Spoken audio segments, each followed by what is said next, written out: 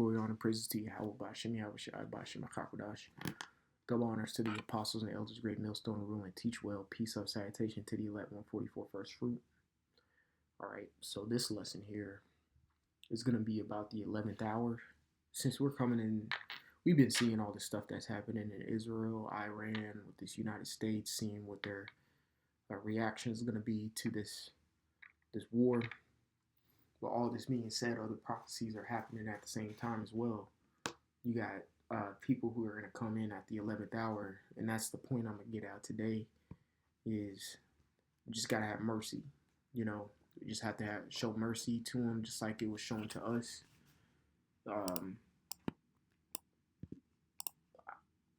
I'm speaking for myself in this instant. Like, we be out trying to be as just like regular as possible, as humble as possible with this, but like, we've been out there for years, man. I'm not even considered an elder in this. Not one bit, not even close.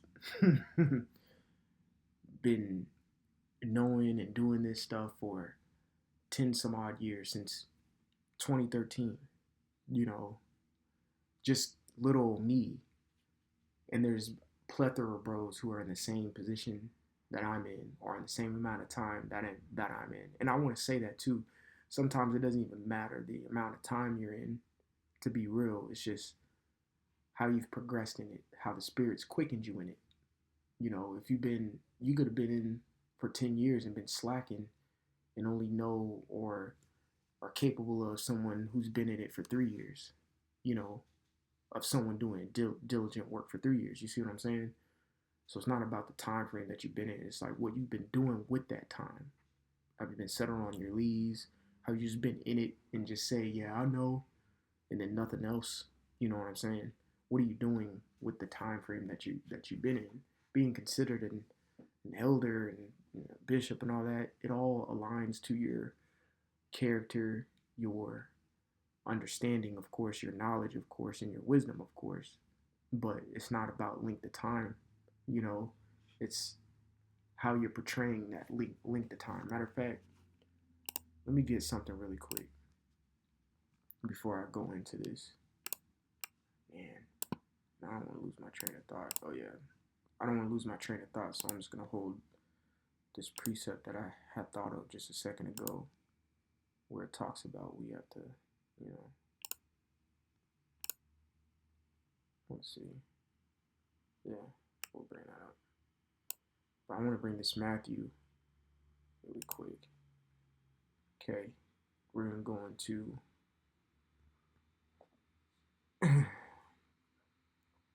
the Lord's Prayer. So let me see something here.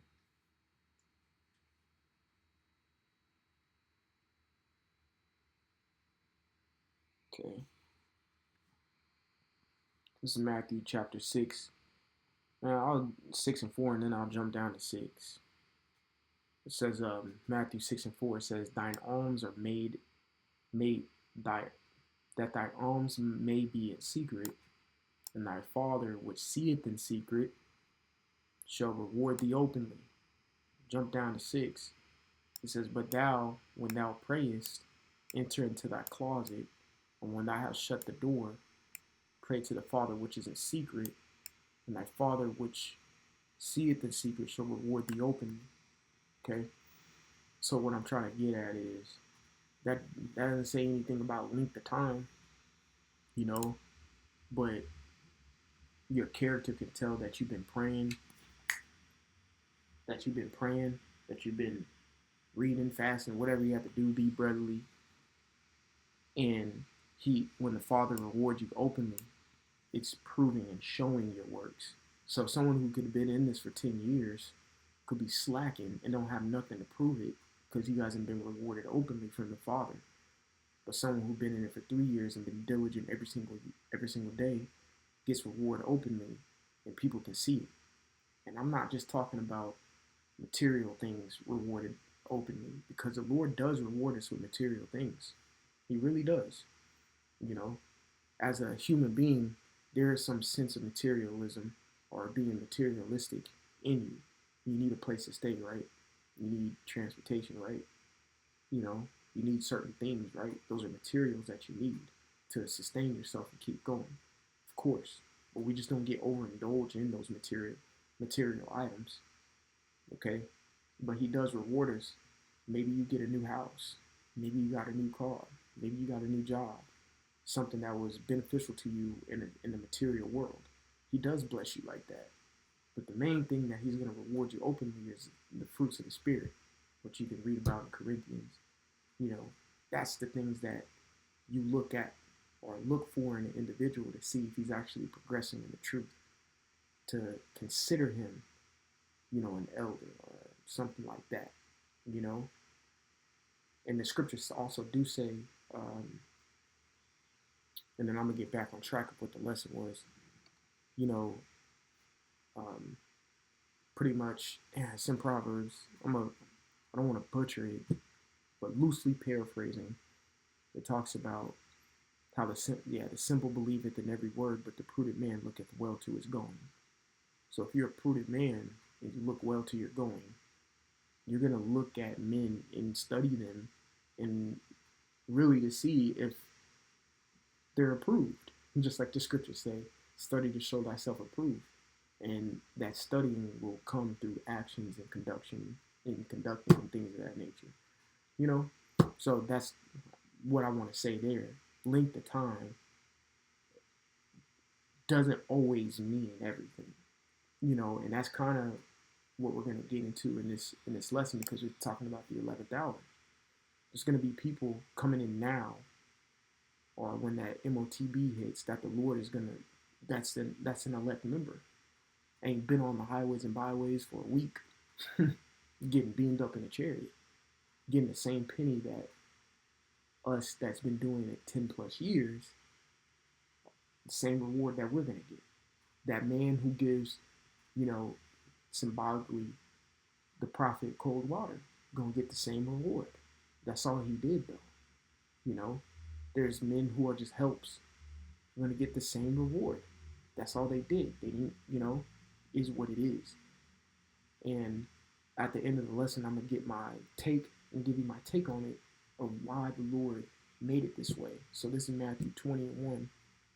It said, for the kingdom of heaven is like unto a man that is a householder, which went out early in the morning to hire laborers in his vineyard. So the householder, okay, it would be in this instant, would be Yahushua, okay? He is the holder of the house, okay? All right, let's see if it says anything for householder. Strong's G 3617, oikades pates, oikades pates, which means the head of a family, a good man. All right, so the master of the house. All right, Yahushua was called master in the scripts, and he responded humbly to it, but he's the householder, so we kind of got to make the subject of the matter here. The householder is Yahushua, and he went to go found the laborers, which is us prophets. All right, verse 2, it says, and when he had agreed with the laborers for a penny a day, he sent them into his vineyard. Right, so the agreement with us is that we get salvation if we do this work. Okay? With that being said, that's the penny. The salvation is the penny for what he is telling us to do now. So with that being said, is the salvation isn't going to come any differently for each elect member. Member 1,225 isn't going to get a different salvation than elect member 21,345. You see what I'm saying? They're going to get the same salvation, going to get the same penny. All right? And that's what was agreed upon. So let me get this real quick. Hope I'm going to the right one. I think I am. Yeah. Romans 12:1, I beseech you, therefore, brethren, by the mercies of the Most High, that you present your bodies as a living sacrifice, holy, acceptable unto the Most High, which is your reasonable service. It's reasonable for you to do. With the penny that we're going to receive, what he's asking us to do is very reasonable. Okay? It's very reasonable. It's like if you get a job and they want to pay you $50 an hour and you work full time, 40 hours a week, and all you have to do is sit at a post. That's it, and watch. I'm not trying to say that this being a prophet is that easy, but isn't that a reasonable set of funds to receive just to sit at a post $50 an hour?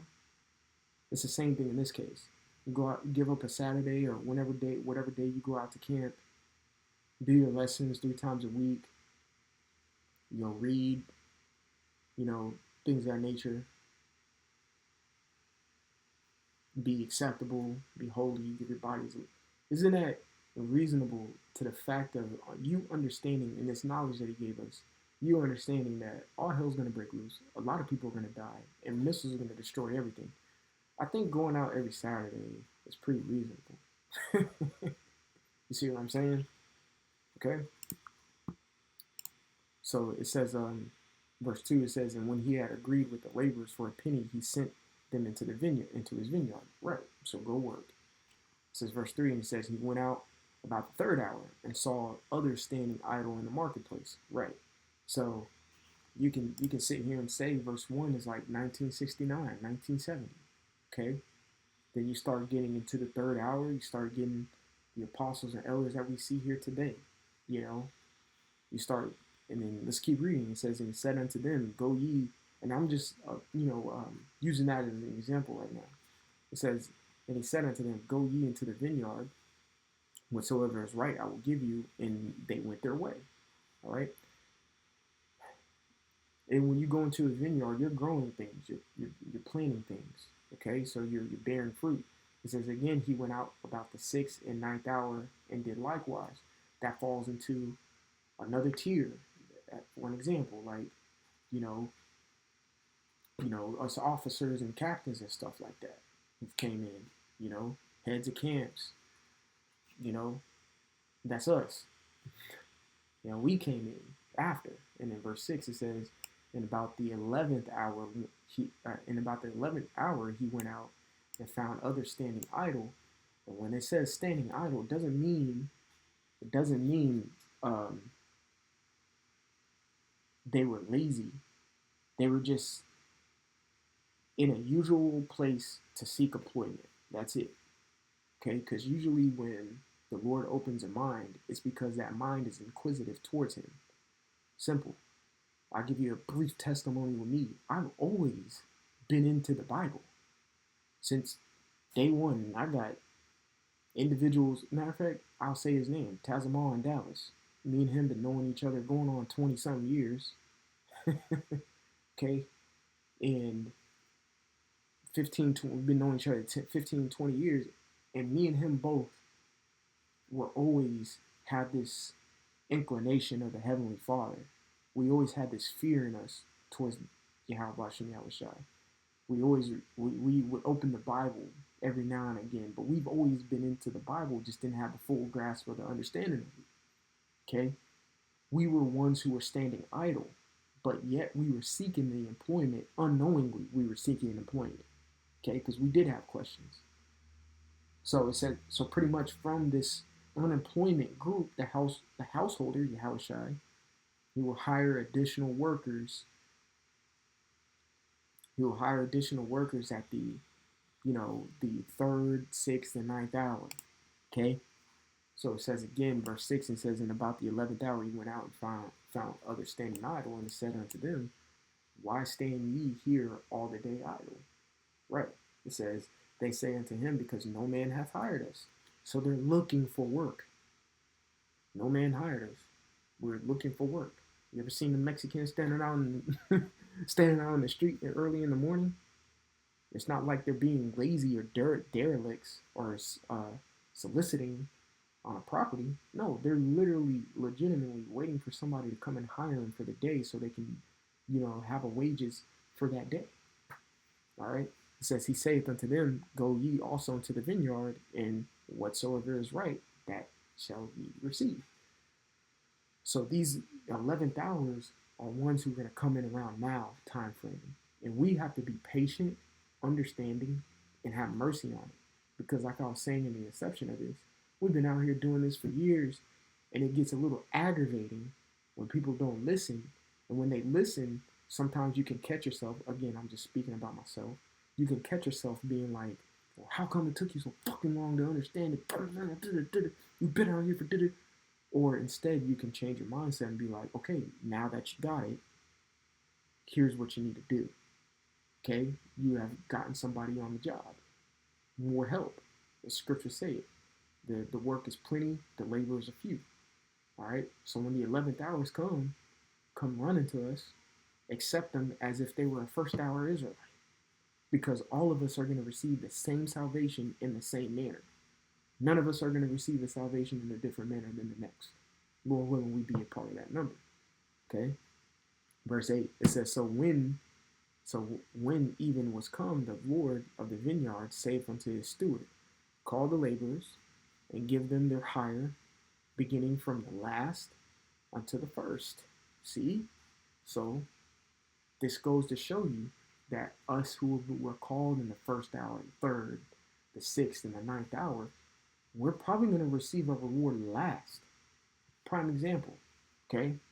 You have, fuck it, I'm going to give a real, harsh example. When all hell breaks loose and you have a baby child, okay?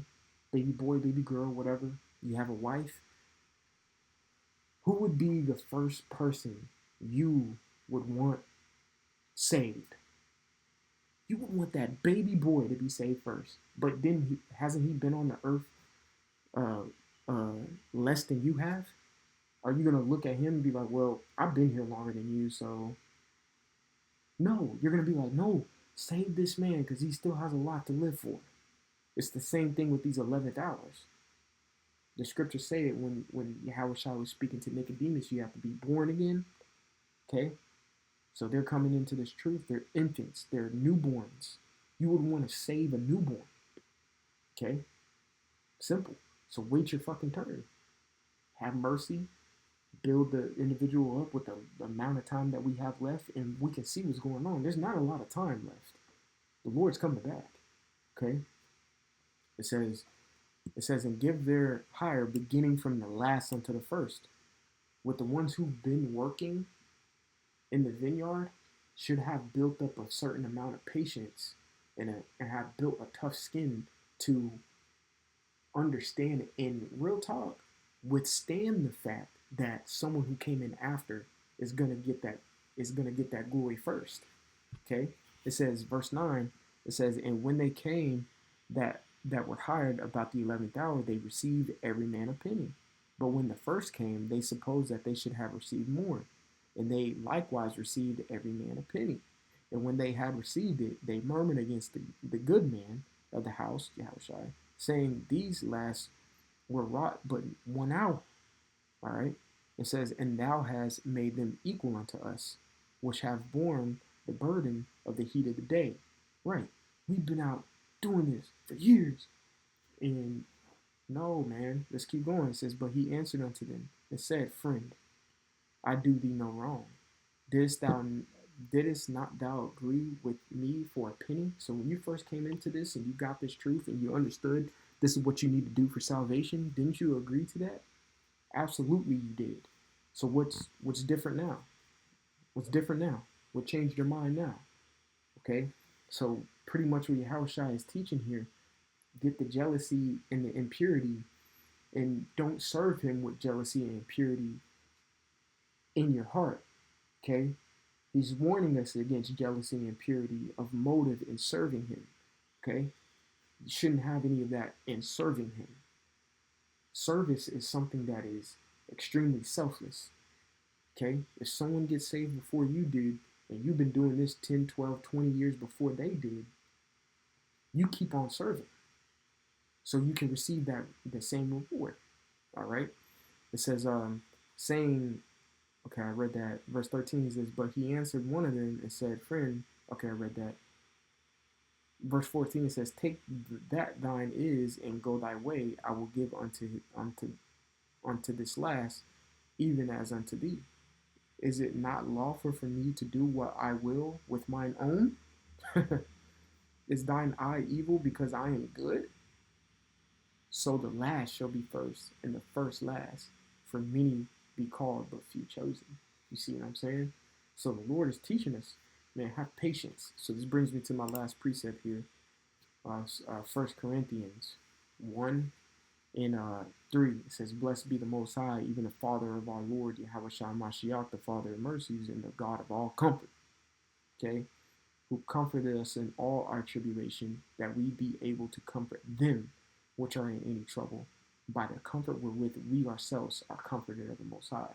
So pretty much, when those 11th hour come in, show them love, have mercy on them. Don't be like, oh, finally you guys did it. Nah, man, have mercy on them, because they're laborers who were chosen, handpicked from the Lord to get this. They were inquisitive. They wondered, what's going on now? It just took them this long to get it. Is what it is. Okay? And they took some of us and shoot, look at look at the apostles and elders. I just now getting it. He's like, dang, I've been doing this for 20, 30 years already. You just now getting it? I thought we was gonna be out of here in 2000. In the year 2000, I was only like 9, 10 years old. There just wasn't time yet. But the Lord had mercy, and so did the apostles and elders have mercy on me coming in. All right, so you have to have the same type of mercy of the ones with the 11th hour coming in.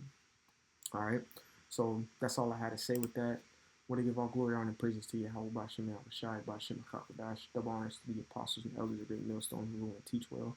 Peace, love, salutation to the elect 144 first fruit. And actually, I want to get this precept right here. Sirach 26 and 6. It says, but a grief of heart and sorrow is a woman that is jealous over another woman, and a scourge of the tongue which communicateth with all. That's us. If you are, not feeling someone getting a penny before you do. Because who are you? Who are you? You didn't do the hiring. You got hired. Okay? It says a woman that is jealous over another woman. Scriptures liken us to a woman. This applies to us. So we shouldn't be jealous over one another. Okay? We shouldn't be jealous over one another. All right? So, again, the Lord's coming back soon. Repent. He's coming back soon is what me and you believe. All right, shalom.